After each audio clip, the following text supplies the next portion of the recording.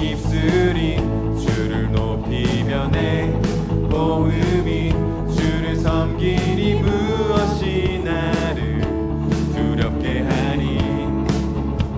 주 잠잠히 나를 비추며 주 가득히 나를 채우니 무엇도 나를 흔들지 못하리. 주 사랑이 내게 들어와 사라지게 영원히 주 찬양 내 영혼 춤추리. 주 사랑이 내게 들어와 모든 어둠 사라지게 영원하신 그의 사랑 안에 나 거하리. 다시 선포하며 나 가진 것 없지만 내 안에 기쁨이 넘쳐 흐르네. 나 작은 자 같지만 내 안에 빛이 눈먼 땅을 비추리. 주 사랑이 내게 들어와 모든 두려움 사라지게 영원히 주 찬양 내 영혼 춤추리. 주 사랑이 내게 들어와 모든 어둠 사라지게 영원하신 주의 사랑 안에 나 거하리. 아멘.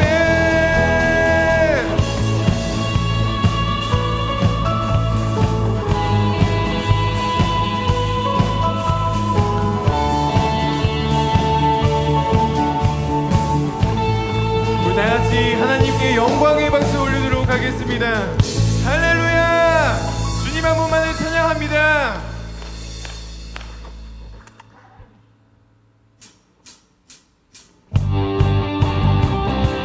다시 찬양할 때에 박수 치면서 고백하며 나아갑시다. 주님의 임재 앞에서 권능의 날개 아래서 그의 능하신 행동을 인하여 찬양해. 주님의 임재 앞에서 권능의 날개 아래서 그의 능하신 행동을 인하여 찬양해. 주의 나라 주의 권세 찬양 중에 모든 원수 굴복하네. 주의 임재 주의 나라 주의 권세 찬양 중에 임하네. 모든 원수 우리 마음을 다해 고백합니다. 주 때에 다윗처럼 춤을 추면서 전심으로 주를 즐거워하라. 모든 만물들아 찬양하라. 영원히 다윗처럼 춤을 추면서 전심으로 주를 즐거워하라. 모든 만물들아 찬양하라. 영원히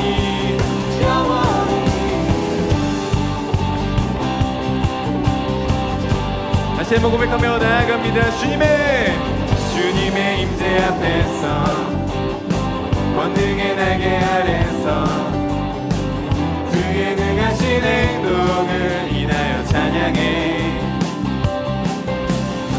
주님의 임재 앞에서 권능의 날개 아래서 그의 능하신 행동을 인하여 찬양해.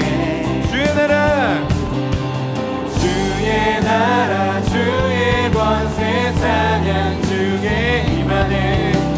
모든 원수 굴복하네. 주의 임재 주의 나라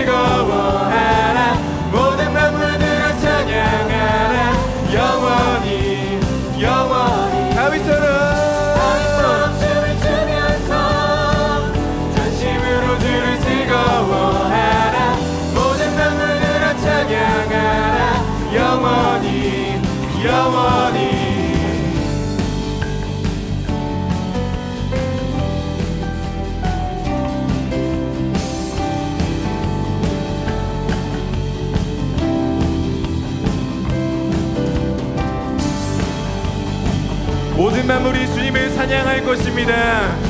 우리 다같이 다윗처럼 춤을 추며 하나님을 고백하며 나아갑시다.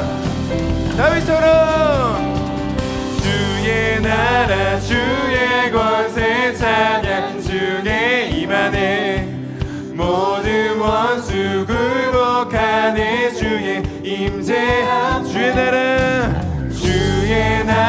주의 권세 찬양 주의 임하네 모든 원수 굴복하네 내가 춤을 출 때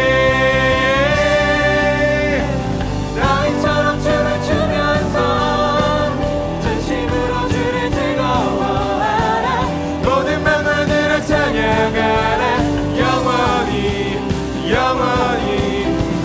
다윗처럼 춤을 추면서 전심으로 주를 즐거워하라 모든 만물들을 찬양하라 영원히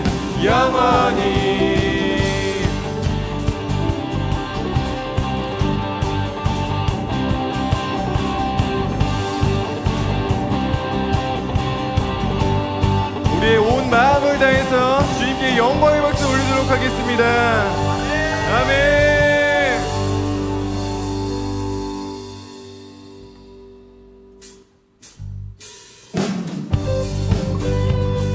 우리 계속해서 박수치며 주님을 찬양하며 나아갑시다. 주님, 이것이 우리의 고백입니다.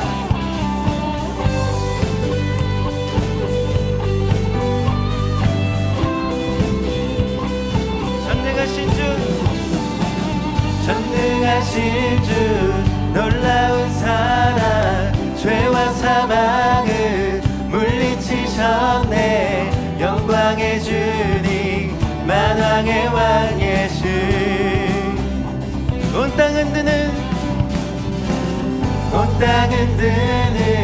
주님의 위엄 모든 만물이 주를 경배해 영광의 주님 만왕의 왕 예수 아멘 놀라우신 은혜 완전하신 사랑 나의 죄 위하여 십자가 지신 주 생명을 주시고 자유케 하셨네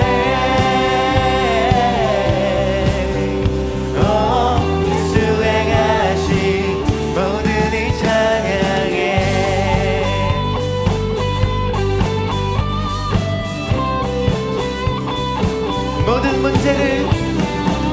모든 문제를 다스리시는 고아된 우리 자녀 삼으신 영광의 주님 만왕의 왕 예수 공의와 진리로 다스리시며 태양보다 더 밝게 빛나는 영광의 주님 만왕의 왕 예수 할렐루야 놀라우신 은혜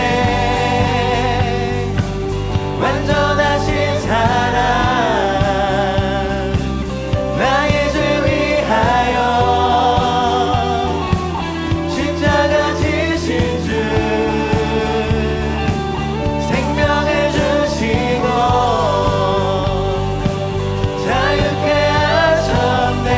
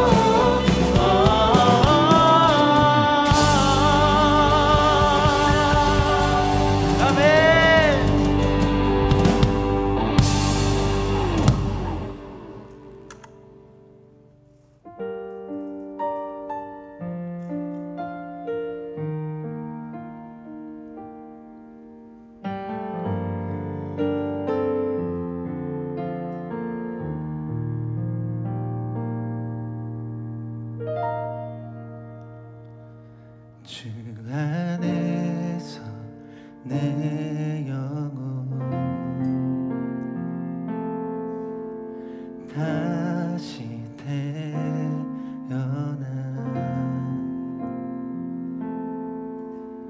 이전 것은 지나고 새롭게 됐네. 죄로 묻은 내 모습 예수와 함께 죽고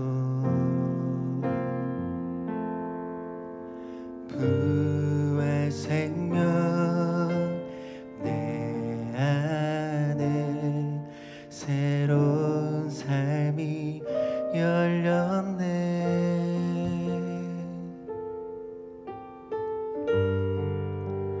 너희가 나를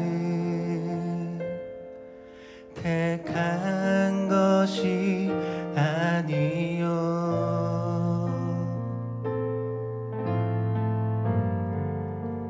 내가 너희를 택하여 세웠나니 오직 내 안에 오직 내 속에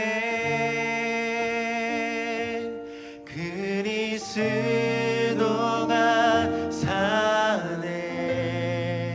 오직 내 삶에 오직 내 맘에 그가 주인 되셨네.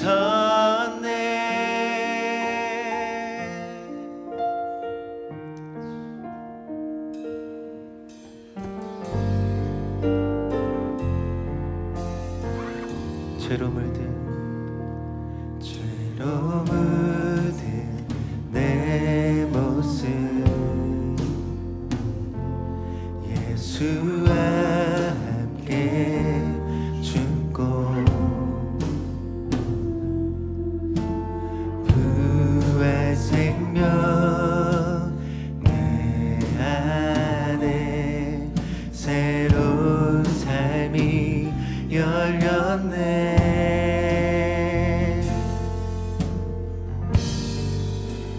너희가 나를 택한 것이 아니요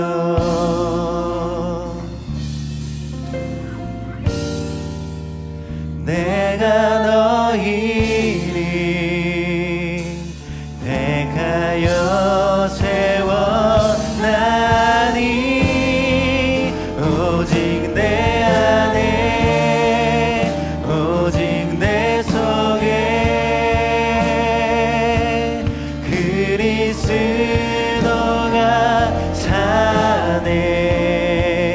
오직 내 삶에 오직 내 맘에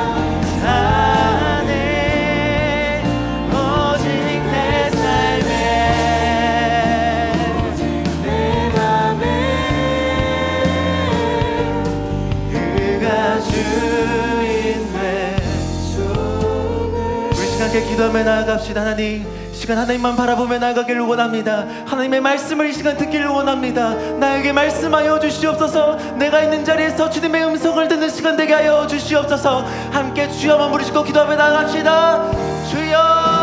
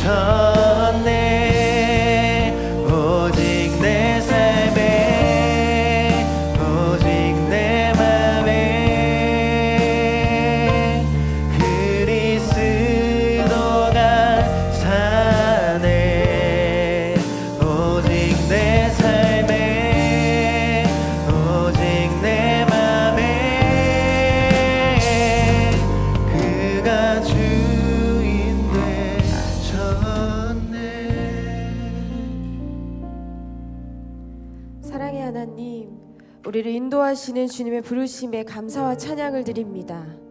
우리를 기가 막힌 웅덩이와 수렁에서 끌어올리시고 우리의 발을 반석 위에 두사 걸음을 견고하게 하시는 주님을 찬양합니다. 어느덧 코로나가 유행한 지 수개월이 지나면서 우리의 마음엔 이전의 일상으로 돌아가고 싶은 마음도 생기다가 이제는 현재의 일상에 적응하며 지내야 하는 새로움도 지나서 지금의 삶이 익숙해지고 있습니다. 그렇게 예배드림이 처음엔 좋았지만 지속적으로 영상 예배를 드리는 것이 쉽지 않은 우리의 마음을 주님께 올려드립니다. 주님께 집중하기 원하고 주님의 얼굴을 구하지만 자꾸만 방해하는 것들에 제 마음이 무너집니다. 더 자극적인 것을 추구하고 더 재미있는 것을 구하고 다른 새로운 것에 눈이 가는 저를 하나님께서 붙들어 주시옵소서. 하나님께 올려드리는 찬양과 기도와 헌금에 마음과 뜻과 생명이 담기게 하시고 하나님이 주시는 말씀에 순종하여 예배 시간에 변화가 일어나게 하여 주시옵소서. 영상 예배를 나의 편의로 대체하지 않게 하시고 주님께 전심으로 참되게 예배할 수 있도록 연약한 우리를 도와주시옵소서. 보고 싶은 소그룹 친구들과 선생님들이 함께 건강할 수 있게 하시고 또한 이 시기를 통해서 우리 사회가 서로를 배려하며 돌봄을 통해 아름다워지게 하시고 주님의 뜻이 이루어지도록 역사하여 주시옵소서. 선교사님들을 주님 지켜 보호하여 주시옵소서. 코로나19로 인해서 많은 사역들이 제한되고 있습니다. 선교사님의 사역과 복음을 위한 진보가 후퇴되지 않도록 하나님 나라의 일들이 열매 맺을 수 있도록 주님께서 동행하여 주시옵소서. 그렇게 행하실 주님을 찬양하오며 살아계신 예수님의 이름으로 간절히 기도하옵나이다. 아멘. 할렐루야. 파워웨브 예배 가운데 오신 여러분을 환영하고 축복합니다. 지금 이 시간 우리 좌우를 바라보며 축복하며 나아갔으면 좋겠습니다. 축복합니다. 축복합니다. 주님의 이름으로 축복합니다. 주님의 사랑으로 God bless you, God bless you, God bless you. 축복합니다. 주님의 사랑으로. 우리 서로를 위해서 격려의 박수 하도록 하겠습니다. 사랑하는 파워웨이브 친구들 반갑습니다. 오늘도 이렇게 영상으로 여러분을 만났습니다. 오늘 우리에게 주시는 하나님의 말씀을 함께 읽도록 하겠습니다. 마태복음 3장 1절에서 17절까지의 말씀인데요, 좀 깁니다. 그래도 성경책을 펴고 함께 말씀을 서로 교독하면서 읽어가도록 하겠습니다. 3장 1절에서 17절 말씀. 그 무렵 세례자 요한이 나타나 유대 광야에서 전파하며 말했습니다. 회개하라, 하늘나라가 가까이 왔다. 세례자 요한은 바로 예언자 이사야가 말했던 그 사람입니다. 광야에서 외치는 사람의 소리가 있다. 주를 위해 길을 예비하라. 주의 길을 곧게 하라. 요한은 낙타털로 옷을 지어 입고 허리에는 가죽띠를 둘렀습니다. 그리고 메뚜기와 들꿀을 먹고 살았습니다. 예루살렘과 온 유대 지방과 요단강 전 지역에서 사람들이 요한에게로 몰려왔습니다. 그들은 요단 강에서 자기 죄를 고백하면서 요한에게 세례를 받았습니다. 그러나 여러 바리새파 사람들과 사두개파 사람들이 세례를 베풀고 있는 곳으로 몰려오는 것을 보고 요한이 말했습니다. 독사의 자식들아, 누가 너희더러 다가올 진노를 피하라고 하더냐? 회개에 알맞은 열매를 맺으라. 너희는 행여나 속으로 아브라함이 우리 조상이다 라고 생각하지 말라. 내가 너희에게 말한다. 하나님께서는 이 돌들로도 아브라함의 자손을 일으키실 수 있다. 도끼가 이미 나무 뿌리에 놓여 있다. 그러므로 좋은 열매를 맺지 않는 나무는 모조리 잘려 불 속에 던져질 것이다. 나는 너희가 회개하도록 물로 세례를 준다. 그러나 내 뒤에 오실 분은 나보다 능력이 더 많으신 분이시다. 나는 그분의 신발을 들고 다닐 자격도 없다. 그분은 너희에게 성령과 불로 세례를 주실 것이다. 그분이 손에 키를 들고 타작마당을 깨끗이 해 좋은 곡식은 모아 창고에 두고 쭉정이는 꺼지지 않는 불에 태우실 것이다. 그때 예수께서 요한에게 세례를 받으시려고 갈릴리에서 요단강으로 오셨습니다. 그러나 요한은 이를 말리면서 예수께 말했습니다. 제가 오히려 선생님께 세례를 받아야 합니다. 그런데 제게 오시다니요? 예수께서 대답하셨습니다. 지금은 그렇게 하도록 하여라. 우리가 이와 같이 해 모든 의를 이루는 것이 옳다. 그러자 요한은 그대로 따랐습니다. 예수께서 세례를 받으시고 물속에서 올라오셨습니다. 그때 예수께서는 하늘이 열리고 하나님의 영이 비둘기처럼 자신에게 내려오는 것을 보셨습니다. 그리고 하늘에서 소리가 들렸습니다. 이는 내가 사랑하는 아들이다. 내가 그를 매우 기뻐한다. 아멘. 잠시 기도하겠습니다. 사랑의 아버지 하나님, 우리에게 다시 한번 예배 가운데 나오고 주님께 예배하게 하심을 감사드립니다. 오늘 선포되어지는 말씀을 통해 우리의 심령이 회복되고 삶 가운데 결단으로 이어지는 복된 예배가 될 수 있도록 주님 함께하여 주시옵소서. 예배를 온전히 주님께 올려드리며 예수 그리스도의 이름으로 기도드립니다. 아멘. 여러분은 삶을 살면서 포기라는 것을 해본 적이 있으신가요? 포기, 한때 포기는 김치 담글 때나 쓰는 말이다 라는 말이 있었는데요. 포기 어떠세요? 내가 뭔가 포기할 때 이것이 정말 내가 능력이 없어서 내 존재 자체가 초라해 보이고 내가 정말 이걸 포기하는 게 말이 되나? 안 돼, 더 해내야 돼 라고 다시 한번 심기일전해서 이루어본 적 어떠한 경험들이 있으신가요? 여러분에게 선포합니다. 내가 포기할 때 하나님은 여러분을 일으켜 세워주실 줄 믿습니다. When I give up, God raise me up. 여러분 분명히 하나님께서 세워주실 것입니다. 오늘 본문에 바로 그러한 경험을 한 인물들이 기록되어 있습니다. 함께 하나하나 살펴보도록 할게요. 먼저 세례 요한이 목청권 외청서라는 부분을 함께 살펴보겠습니다. 세례 요한의 세례인데요. 이 세례, 여러분 세례 혹시 받으셨나요? 중고등부 친구들은 세례를 받을 수 있는 나이가 우리 교회 헌법상 허락되어 있습니다.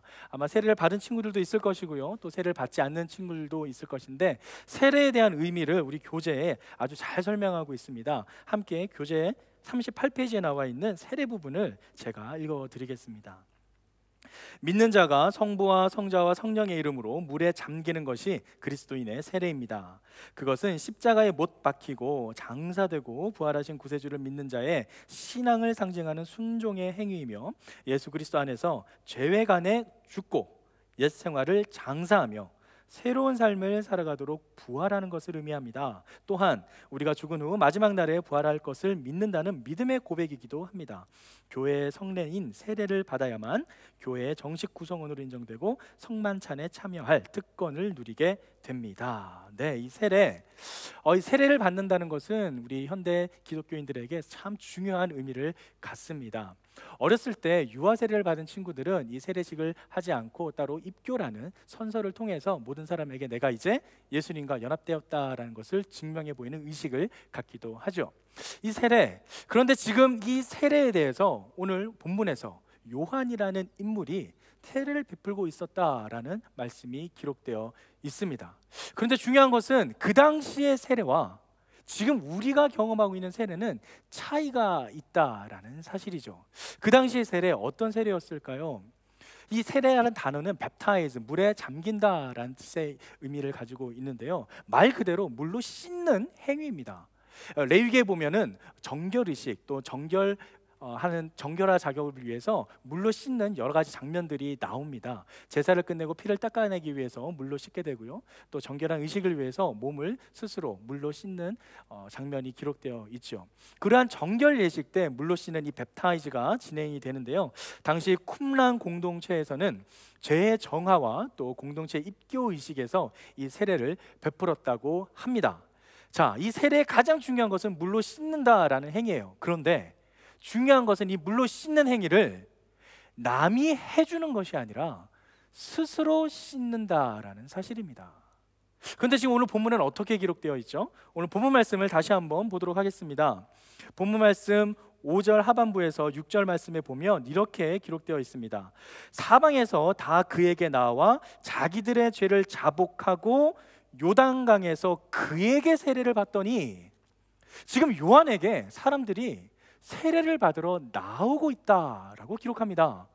아까 분명 말씀드렸다시피 이 세례, 물로 정화한다는 것은 스스로 몸을 정결케 하는 행위입니다. 남에게 씻겨달라고 하지 않았다라는 것이죠. 그런데 지금 사람들이 요한을 찾아와서 죄를 고백하고 씻겨달라고 하고 있습니다. 죄를 고백합니다. 마치 이 장면만 딱 떼고 보면은 요즘 천주교에서 하는 신부를 찾아가 고해성사를 하는 그런 장면처럼 느껴지는 부분도 있는 것 같습니다. 그런데 과연 지금 세례 요한이 베풀고 있는 이 세례, 그럼 정말 정당한 것인가, 괜찮은 것인가 한번 의구심이 드는 장면입니다. 하지만 여기에서 중요한 것은 세례라는, 이 뵙타이즈라는, 물로 씻는다는 행위에 방점이 있는 것이 아니라는 사실입니다. 오늘 본문 말씀 2절을 다 함께 읽도록 하겠습니다. 2절 말씀입니다. 회개하라, 천국이 가까이 왔느니라 하였으니. 회개하라, 지금 세례 요한이 선포하고 있는 것은 회개하라입니다. 아까 전에 말했다시피 이 씻는다는 이 뵙타이즈 이 행위는 어떤 정결의식 또는 그 교단에 내가 이제 유대교를 떠나서 그리스도교를 입문한다라는 그런 입교를 할 때 선포되는 어떤 행위였습니다. 그런데 지금 세례 요한은 그 전에 회개하라라는 말씀을 선포합니다. 이 회개하라라고 번역되어 있는 헬라어는 메타노에이테라는 단어인데요. 이 메타노에이테는 자기의 마음을 바꾸다, 내가 행한 것에 대해 상당히 유감스럽게 여긴다라는 뜻을 가지고 있습니다. 다시 말해서 이 회개하라라는 의미는 단순히 내 마음에 난 이제 돌이켜야지, 돌아가야 되겠어 라고 생각하는 것을 넘어서서 마음의 결단뿐만 아니라 삶 가운데 내가 행위로서도 삶 가운데 실천하겠다, 내가 정말 전적으로 하나님한테 돌아오겠다라는 고백을 담고 있다라는 사실입니다. 그래서 지금 세례 요한이 요단강으로 내려와서 세례 요한에게 세례를 베풀어 달라고 요청하는 그 모습에서의 가장 중요한 것은 세례라는 행위에 있는 것이 아니라, 물로 씻는다라는 그 행위에 있는 것이 아니라 회개하라라는 곳에 방점이 찍힌다라는 사실입니다. 중요한 것은 회개입니다. 이 회개를 선포한다는 것, 그리고 하나님 앞에 돌이킨다는 것, 그냥 마음만 돌이키는 것이 아니라 삶 가운데 전적으로 나의 의지를 들어 결단하고 삶 가운데 하나님으로 돌아선다는 것, 이것이 중요한 사실입니다. 사랑하는 파워웨이브 친구들, 여러분은 진정으로 주님 앞에 회개하셨나요? 만약 정말 회개하셨다면 여러분의 삶의 모습이 세상 친구들과 세속적인 모습과는 분명 구별될 것입니다. 지금 이 세례를 선포하는 세례 요한의 삶도 그러했습니다. 오늘 본문에 보면 세례 요한의 모습을 이렇게 소개하고 있습니다. 4절 말씀에 요한은 낙타 토롯을 입고 허리에 가죽띠를 띠고 음식은 메뚜기와 석청이었더라. 당시 광야에 살았던 사람들의 의식주를 보여주고 있습니다. 옷에 관심이 없습니다. 딱 봐도 먹는 것에도 관심이 없는 것 같습니다. 집은 어떨까요? 광야에 집이 있을까요? 집을 지어 살기도 쉽지는 않았을 것입니다. 모든 세상적인 사람들이 가장 관심이 있어 하는 의식주, 이 모든 것에서 세례 요한은 초월한 삶을 스스로 선택해서 살았다라는 사실입니다. 세례 요한이 등장하기 앞서 예수님께 나타나기 전까지 그는 빈들에 머물렀다, 광야에 머물렀다라는 말씀이 있습니다. 즉 그는 예수님께서 이 땅에 오시기 전에 나는 그 길을 예비해야 한다라는 본인만의 하나님께서 주신 사명의 삶을 철저하게 인식하고 있었다라는 사실이죠. 이사야 말씀을 함께 읽겠습니다. 이사야 40장 3절 말씀인데요. 한 소리가 외친다. 광야에 여호와의 길을 내라. 사막에 우리의 하나님께서 오실 큰 길을 곧게 닦으라. 바로 이 세례 요한은 자신의 사명을 말씀을 통해 삶 가운데 실천하며 살았던 것입니다. 그냥 마음으로만 나는 지금 하나님께 이러한 사명을 받은 것 같은데 어떻게 살아야지? 그래, 나는 사명자대로 살아야 될 것 같아 라고 고민만 하며 마음으로만 다짐한 것이 아니라 실제 삶을 들여서 남들이 다 선택하지 않는 광야를 스스로 찾아가 오직 하나님의 말씀대로 순종하는 삶을 살고자 남들은 선택하지 않는, 세상적인 사람들이 선택하지 않는 세속적인 삶이 아닌 구별된 삶을 살아왔다라는 사실이죠. 그런데 너무나 놀라운 것은 그의 삶이 그렇게 어렵고 그 당시 사람들이 보기에 힘든 삶을 살았음에도 전혀 자기 자신을 드러내지 않았다라는 사실입니다. 그 부분을 두 번째 단락에서 함께 찾아볼 수 있는데요. 함께 이어서 두 번째 단락을 살펴보도록 하겠습니다. 네, 두 번째 단락입니다. 교재 페이지 39페이지를 보시면 지금 당장 회개하지 않으면 후회할 걸이라는 부분을 함께 살펴보도록 하겠습니다. 두 번째, 요한의 세례와 메시아의 세례. 요한은 자신의 세례를 소개하고 또한 자기가 준비하고 있었던 그 메시아의 그 세례를 함께 소개하고 있습니다. 함께 7절 말씀을 읽어보도록 하겠습니다. 7절 말씀입니다. 요한이 많은 바리새인들과 사두개인들이 세례 베푸는 데로 오는 것을 보고 이르되 독사의 자식들아 누가 너희를 가르쳐 임박한 진노를 피하라 하더냐. 자, 누가 등장하죠? 바리새인과 사두개인이 등장합니다. 그 당시 바리새인과 사두개인들은 나름 자신들은 철저하게 율법을 잘 지키고 또 하나님의 말씀에 순종하며 살고 있다라고 자처한 사람들이었습니다. 그런데 그들이 지금 요한을 찾아왔습니다. 왜 요한을 찾아왔을까요? 힌트는 아까 우리가 읽었던 앞절 2절 말씀에 있습니다. 회개하라, 뭐가 가까웠다고요? 천국에 가까웠다. 당시 유대인들에게는 소망이 있었습니다. 바로 압제받았던 자기의 나라가 회복되고 메시아가 나타나며 천국이 이루어질 것을 간절히 바라는 마음이었습니다. 자, 바리새인들과 사두개인들 이 사실을 너무나 잘 알고 있었죠. 그런데 누군가 나타나서 지금 사람들에게 회개하라 그러면서 천국이 다가왔다라는 말을 선포하고 있습니다. 어떤 마음이 들까요? 천국이 왔다고? 천국이 가까이 왔다고? 한번 들어보러 가야 되겠다. 내가 천국에 들어가는 1순위가 돼야지. 내가 이때 동안 살아왔던 삶이 있는데 내가 율법을 그렇게 순종하고 하나님의 말씀을 내가 정말 잘 살았었는데 나야말로 천국에 들어가야 되지 않겠어? 라는 생각을 가지고 그들이 요한에게 다가왔습니다. 그들에게 관심은 회개하라에 있지 않았습니다. 그들의 관심은 천국에 가고 싶어하는 마음에 있었습니다. 사랑하는 파워웨이브 친구들, 아까 전에 말씀드렸다시피 하나님 앞에 돌아서는 것, 회개하는 것이 세례 요한의 가장 중요한 선포의 내용입니다. 세례를 받는 그 물씻음이라는 그 행위는 그저 겉으로 드러나는 하나의 의식일 뿐이었습니다. 그런데 지금 바리새인들과 사두개인은 지금 요한을 찾아와 이 세례를 받기를 원합니다. 왜요? 내가 그동안 율법을 잘 지키고 또 하나님의 말씀에서 순종했던 사람인데 이 세례 나 받을만 해요. 자, 세례 주세요.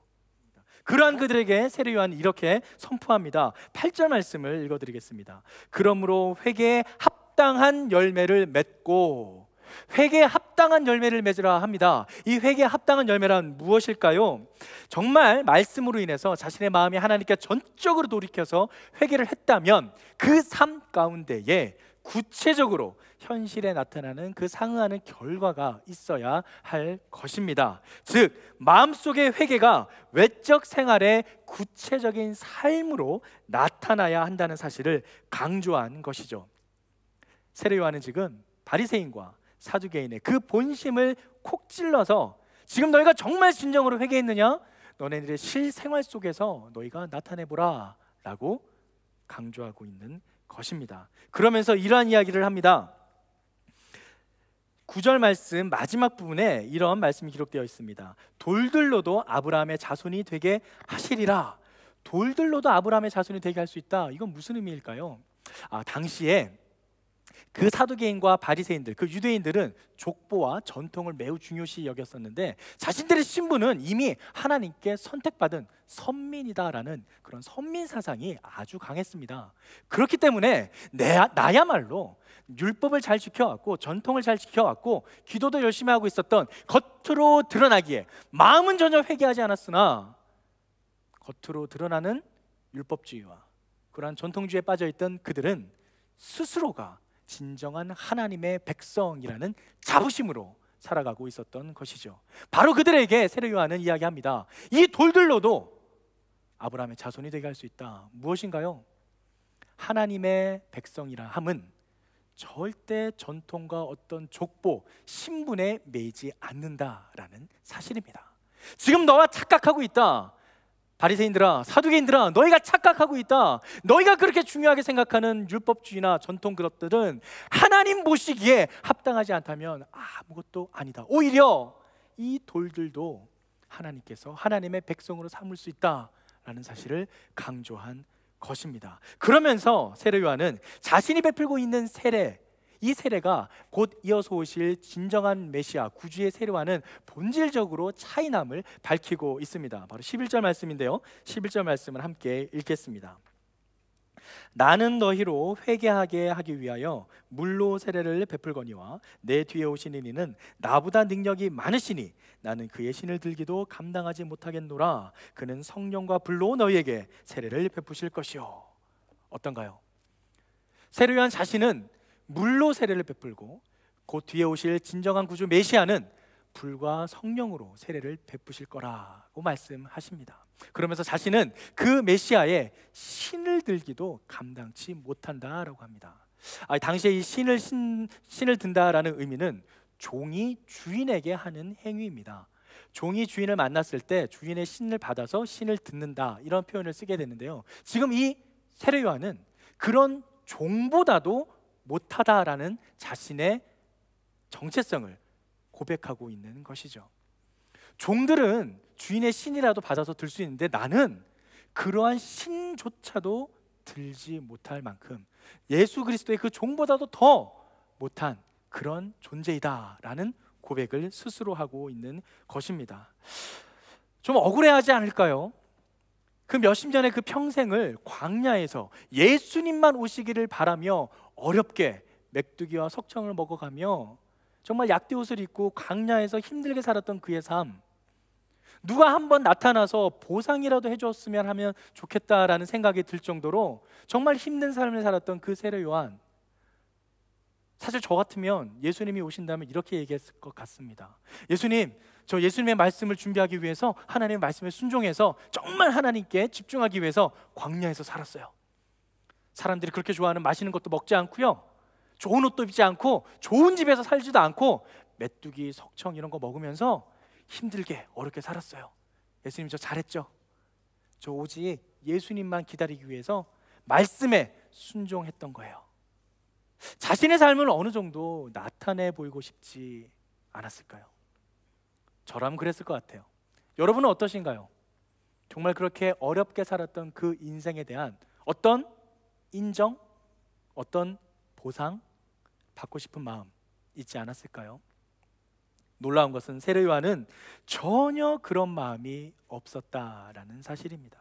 방금 우리가 읽었던 그 본문 말씀처럼 예수 그리스도의 그 신을 들기조차도 어려워하는 그 종의 마음, 종보다도 더 종의 마음, 그 마음을 세례 요한은 품고 있었던 것이죠. 사두개인과 바리새인들과는 너무나도 차이나는 모습입니다. 사랑하는 파워웨이브 친구들, 우리가 가져야 할 마음은 잘못된 선민 사상이 아니라 올바른 죄인 의식입니다. 내가 정말 죄인이구나. 세례 요한의 고백처럼 그 신을 들기조차도 나는 버겁다라는 고백, 그러한 내가 정말 죄인입니다, 저는 주님의 은혜가 아니면 살아갈 수 없습니다라는 고백을 하는 저와 여러분의 삶이 되기를 주님의 이름으로 축원합니다. 오늘 교재에 보면은 두 번째 단락에 이러한 질문이 있습니다. 교재 39페이지에 보면 바리새인들은 신앙에 의지해서 살아가는 것에 만족하지 않았습니다. 그 이유는 무엇일까요? 무엇인가요? 저의 말씀을 잘 들었으면 아실 겁니다. 그렇습니다. 그들의 만족은 이 신앙에 있지 않았습니다. 하나님을 섬기고 하나님께 예배하는 것에 있지 않았습니다. 그렇게 하는 행위를 다른 사람들에게 보여줌으로 말미암는 인정, 세상적인 인정에 있었습니다. 그렇기에 바리새인과 사두개인들은 그들의 마음 가운데 진정한 회개가 없이 그저 사람들에게 보여주기 위해서 세례요한 앞으로 나와 세례를 받고자 했던 것이죠. 사랑하는 파워웨이브 친구들, 우리의 삶이 진정으로 주님 앞에 돌이켜서 정말 나의 삶 가운데 회개에 합당한 열매가 나타나기를 간절히 소망합니다. 단순히 마음으로만 난 정말 하나님 앞에 다가가길 원해, 정말 난 하나님께 간절한 마음으로 예배드리길 원해라고 하는 것이 아니라 진정 우리의 삶 속에 실천하며 주님 앞에 나와 예배하기를 소망합니다. 만약 지금 이 영상을 보면서 예배드리는 친구들이 이렇게 삐딱하게 누워있거나 엎드려서 예배를 드린다면은 일어나십시오. 하나님 앞에서 바른 자세로 예배드리는 것, 이것부터가 작은 실천의 시작입니다. 진정 하나님 앞에 내 마음이 돌이켰다면 나의 삶의 작은 부분에서부터 우리는 실천해야 될 줄 믿습니다. 이제 이어서 세 번째 단락의 내용을 함께 살펴보겠습니다. 네, 마지막 세 번째 단락 내용입니다. 교재 39페이지의 세 번째 단락에 예수님이 왜 세례를 받으셔야 해? 라는 부분인데요, 마지막 세 번째, 세례를 받으시는 예수님입니다. 자, 이제까지 세례 요한이 자신의 세례와 곧 이어서 오실 분의 세례에 대한 차이까지 이야기를 했습니다. 자, 그런데 그 이야기를 마치자 놀라운 장면이 펼쳐집니다. 13절 말씀을 함께 읽겠습니다. 13절 말씀. 이때에 예수께서 갈릴리로부터 요단강에 이르러 요한에게 세례를 받으려 하시니, 자, 여기에 요한에게 세례를 받으려 하시니 라는 장면에 동그라미를 쳐주시기 바랍니다. 예수님께서 요한에게 세례를 받으시려고 합니다. 이것은 그냥 단순히 예수님께서 어떻게 우연히 지나가다가 요단강을 우연히 스쳐 지나갔는데 세례 요한이 보여서 그쪽으로 간 것이 아닙니다. 예수님께서 의도적으로 갈릴리로부터 세례 요한이 있는 요단강까지 찾아가신 겁니다. 굳이 찾아가신 이유가 있습니다. 바로 세례 요한에게 세례를 받기 위함입니다. 아까 전에 분명 처음 말씀드렸다시피 이 세례라는 것은 그리스도와 연합된 삶을 고백하는 것이라 이야기했습니다. 그런데 지금 예수님께서는 그리스도 자신 본인입니다. 세례를 받으실 필요도 없습니다. 아까 세례라는 것은 무엇에 증표라 했나요? 바로 회개하는 것에 대한 행위에 대한 상징입니다. 그러면 뭔가가 회개할 죄가 있어야 되는데 예수님은 죄가 없으신 분입니다. 동정녀 마리아에게 태어나셨던 성령으로 잉태되신 전혀 흠도 점도 없는, 정말 흠잡을 데가 없는, 전혀 죄가 없는 분이십니다. 그런데 그분이 지금 세례를 받으러 나오신다. 이상합니다. 그래서 요한이 물어보죠. 14절 말씀에 내가 당신에게서 세례를 받아야 할 터인데 어떻게 당신이 내게로 오시나이까? 세례 요한은 묻습니다. 왜 예수님께서 세례를 받습니까? 내가 오히려 당신에게 세례를 받아야 합니다. 하지만 놀라운 것은 예수님께서 이렇게 세례를 받으심을 통해서 전 인류를 통한 하나님의 마음이 담겨 있음을 나타내신 것입니다. 그것을 이렇게 대답하십니다. 15절 말씀인데요, 15절 말씀에 예수께서 대답하여 이르시되 이제 허락하라. 우리가 이와 같이 하여 모든 의를 이루는 것이 합당하니라. 자, 예수님께서 세례를 받는 의미를 몇 가지로 정리하면 이렇습니다. 첫 번째, 사적인 생활을 마치시고 공적인 삶, 즉 공생애의 삶을 시작한다라는 것을 알리는 표시가 됩니다. 또 두 번째는 자신의 그 낮추심, 이 땅에 인간의 모습으로 오신 그 낮추심을 더욱더 확증을 하기 위함입니다. 또 세 번째는 죄인인 인간과의 동질화를 통해서 하나님의 그 구원의 계획을 이루어감에 있습니다. 또 네 번째는 자신의 모범, 즉 성령 세례를 본을 받아서 후대의 교회가 세례 의식을 따라 지키도록 하기 위함입니다. 오늘 말씀을 잘 읽어보면 예수님께서 세례를 받으시고 물 위에서 나오실 때 하늘이 열리고 성령이 비둘기같이 자기 위에 임했다라는 내용을 볼 수 있습니다. 무엇인가요? 예수님께서 물 세례를 받았을 뿐만 아니라 성령 세례도 함께 받았다라는 것이죠. 즉 물 세례와 성령 세례의 하나의 모범이 되어 주신 것입니다. 그리고 이 모든 것은 우리를 너무나도 사랑하셔서 친히 이 땅에 오신, 사람의 몸으로 오신 하나님께서 인간과 동일하게 세례를 밟음으로 말미암아 하나님의 구원이라는 그 놀라운 큰 계획과 그 의를 이루기 위함이었다라는 사실이죠. 이 모든 것의 출발은 바로 우리를 너무나도 사랑하시는 마음입니다. 사랑하는 파워웨이브 친구들, 하나님께서는 우리를 너무나 사랑하셔서 이 땅에 오셨습니다. 그렇다면 우리의 삶은 어떠해야 할까요? 그 사랑을 본받아 우리 또한 삶 가운데 그 사랑을 실천해야 될 줄 믿습니다. 코로나로 인해서 더욱더 예배드리기가 또 모이기가 어려워지는 상황 속에 있습니다. 얼마 전 큰 교회에서의 또 어려움이 있어서 교회에서 예배드린다는 것 그 자체가 쉽지 않은 상황입니다. 제가 한동안 카톡 프사에 남겼던 글귀를 읽어드리겠습니다. 예배 드리면 죽인다고 칼이 들어올 때 목숨을 걸고 예배 드리는 것이 신앙입니다. 그러나 예배 모임이 칼이 되어 남들의 목숨을 위태하게 하면 모이지 않는 것이 신앙입니다. 성냥불 사진도 보이시죠? 네. 한 사람의 자가격리를 통해서 여러 사람이 보호받는다는 것을 비유하는 사진입니다.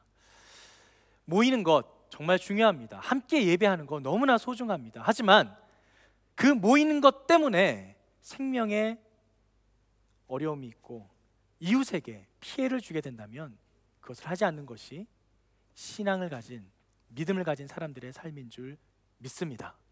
바리새인과 사두개인들은 그렇지 않았습니다. 그들은 자신의 마음이 회개하지도 않았음에도 남들에게 보여주기 위해서, 남들에게 인정받기 위해서 세례를 받으러 세례요한을 찾아왔습니다. 하지만 진정한 회개의 삶을 살아가는 크리스찬은 겉으로 드러나는 형식적인 삶이 아니라 정말 나의 삶이 어려워지고 힘들어질지언정 이웃에게 피해를 주지 않고 그 삶을 지켜나가는 삶인 줄 믿습니다. 그것이 이웃을 사랑하는 실천의 한 방법입니다.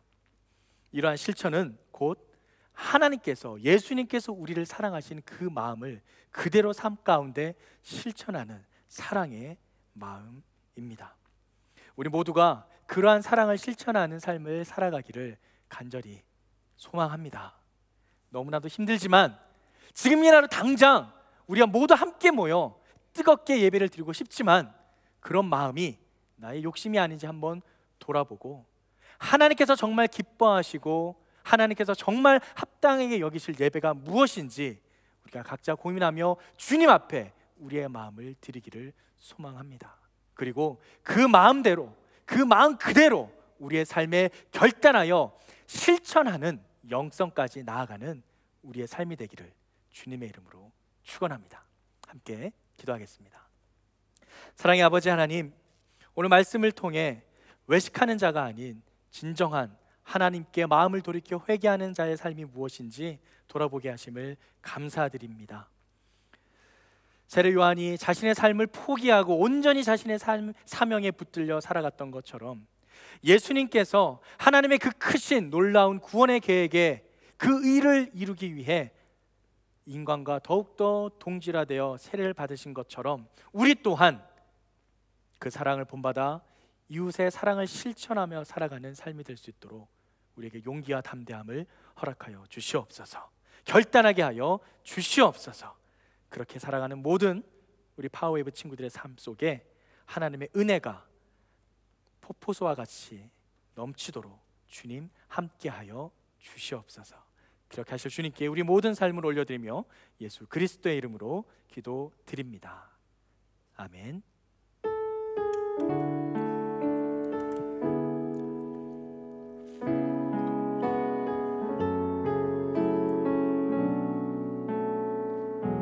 다 같이 고백합니다. 날이 저물어 갈 때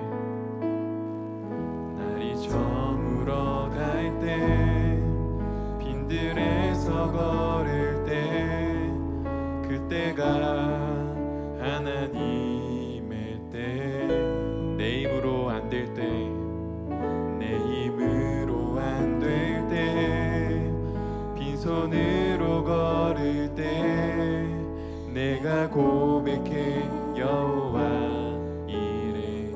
우린 모인 이곳에 우리 모인 이곳에 주님 함께 계시네.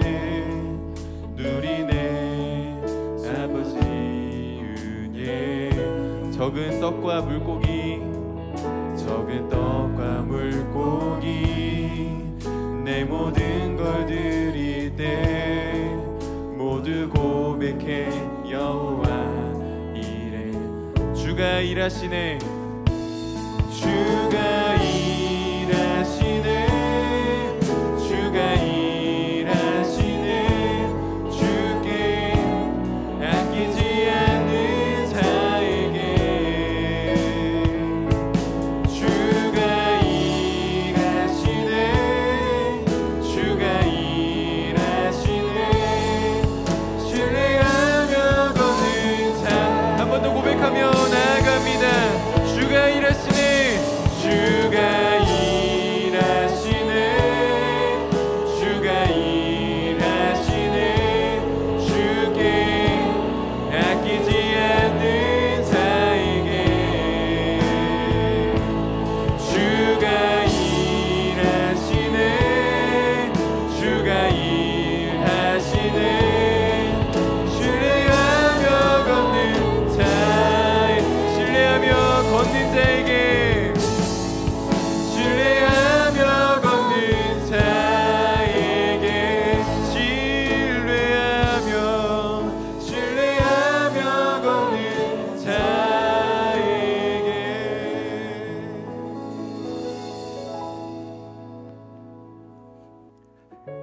사랑의 아버지 하나님, 오늘 우리에게 말씀을 들을 수 있는 시간과 장소를 허락하시고 함께 예배하게 하심에 감사드립니다. 우리의 작은 마음들을 모아서 주님께 귀한 예물로 드립니다. 주님이 예물이 쓰이는 곳곳마다 하나님의 나라가 임하며 하나님의 그 크신 사랑이 경험되어지고 정말 하나님께 온전히 마음이 돌이킨 자들이 곳곳에서 일어나는 역사가 경험되게 하여 주시옵소서. 온전히 주님께 드려진 그 마음속에 하나님의 은혜가 넘쳐나기를 소망합니다. 주님 항상 함께하여 주시옵소서. 이제는 우리 주 예수 그리스도의 은혜와 아버지 하나님의 극진하신 사랑하심과 성령님의 교통하심의 역사가 이제 말씀을 듣고 나의 삶 가운데에 마음의 회개뿐만 아닌 진정한 삶 가운데 합당한 열매를 맺으며 하나님 보시기에 아름다운 삶을 살아가기를 다짐하며 결단하는 이 자리에 머리 숙인 모든 하나님의 백성들 머리 위에 이제부터 영원히 함께하옵기를 간절히 축원하옵나이다. 아멘.